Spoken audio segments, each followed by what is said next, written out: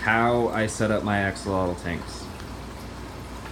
I use 50-gallon lowboy tanks made by a company called Zoomed. The stand I built myself out of 2x4s. The tank itself rests on a piece of 1/4-inch polystyrene with the reflective side facing up. Not only will this help regulate temperature and keep it a little cooler, but it'll also help take any low spots in your tank and disperse the weight evenly and act as a cushion, if you will. As far as filtration goes, at first I use sponge filters. I have 3 of these larger style sponge filters made by a company called Aquarium Solutions. 1, 2, 3, kind of evenly dispersed throughout the tank. And to power them, I use this pump sold by a company called Hydrofarm. They're a hydroponics company, and I highly recommend this pump. It has 4 outlets and 1 master control. So I run my 3 sponge filters, 1, 2, 3, and on the last one, I power one of these flat pancake style air stones.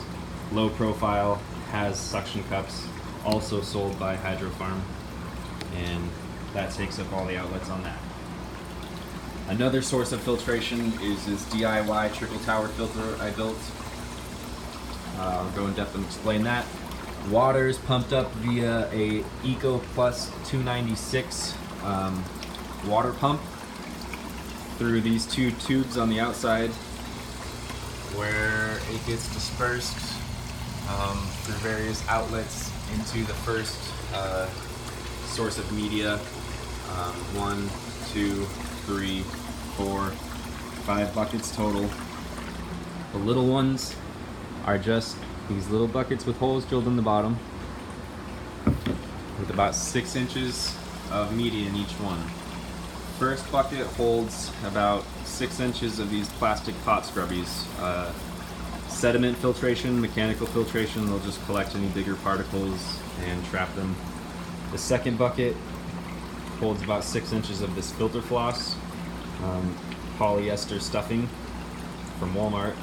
And there's this second source of sediment filtration, just catches some finer particles. The third bucket has 6 inches of lava rock, which is an inert rock, so it won't affect your water parameters, but it also contains an insane amount of surface area and can hold an insane amount of beneficial bacteria. And so there's about 6 inches of that before it trickles down and goes through another 6 inches of activated filter carbon, which is your chemical filtration and takes out ammonia and such things like that. And then the last bucket, which is just a 3.5-gallon bucket, I have another one of these oxygen air stones at the very bottom. So every time the water trickles down, it's getting filtered, but every time it passes from bucket to bucket, it has a moment where it trickles through all those little holes and touches the air and gets oxygenated. So all this water is just super oxygenated, going down into this bucket where it reaches the air stone, getting oxygenated one more time. Finally passes out through these 2 holes, which are just rubber uni seals, into my aquaponics tray. Another DIY project. This is just a PVC rain gutter I cut to the dimensions of my tank.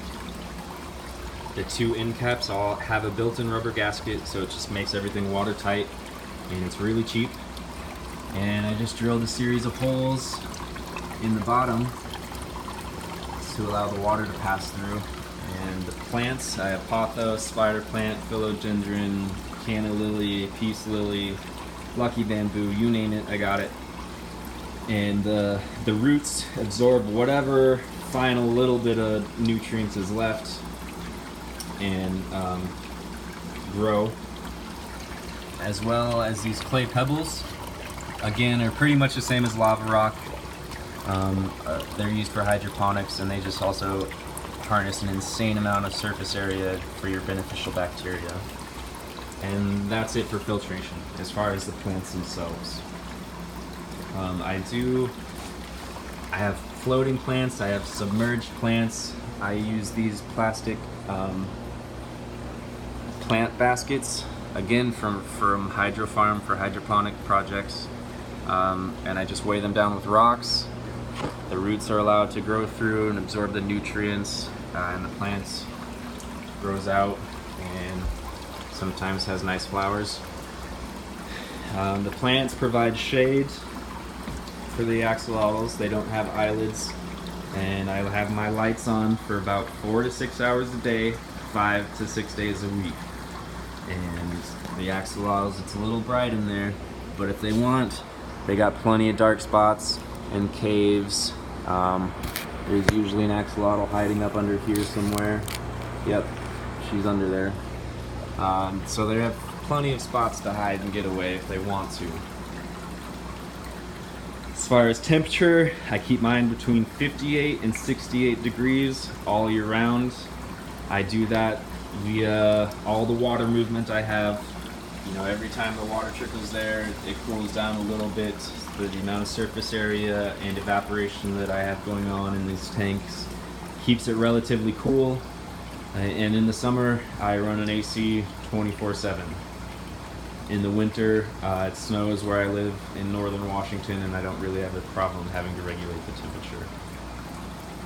These planters, another good idea is cork bark, sold usually in the reptile section of your pet store. If you just drill some holes in it, it floats, and you can place your pots directly in there, and the roots will reach into the water, and the bark will provide shade again for your axolotls. I feed my axolotls every other day with earthworms, and I supplement that with ghost shrimp, amano shrimp, cherry shrimp. There's creatures called scuds, another form of crustacean. Axolotls can't really have any other tank mates besides other axolotls because they will try to eat them, or vice versa. The tank mate will try to eat your axolotl. You can have snails. Pond snails are edible for axolotls. Their shells are thin enough that axolotls can break them down and digest them, but that's it. They can't eat any other kind of snail. Ram's horn, assassin, Malaysian trumpet, mystery purple, you name it. They can't coincide together in a tank unless the snail is bigger than your axolotl's mouth. And for an example, I'll go to my other tank where I have this purple mystery snail, but it's way too big. It's bigger than my axolotl's head. The water's distorting things a little bit, but that snail is way too big to fit in an axolotl's mouth. And again, I have LEDs on this tank. They don't produce heat, but still provide great light, and plenty of plants for shade to block out the light. The plants also absorb nutrients. And again, the plastic plant baskets do great, just weighed down with rocks. Another homemade stands, another 4-outlet active aqua air pump, polystyrene, and I think that about covers it. If there's any questions or anything, feel free to comment and I'll try to answer them swiftly. If you have any problems or suggestions, feel free to again comment, and I'll try to take heed if it's worthy. I do have thermometers in all my tanks. I don't know if I mentioned that earlier. I don't have to use them that often at this point. I know my tanks are safe at their temperatures. Thanks guys.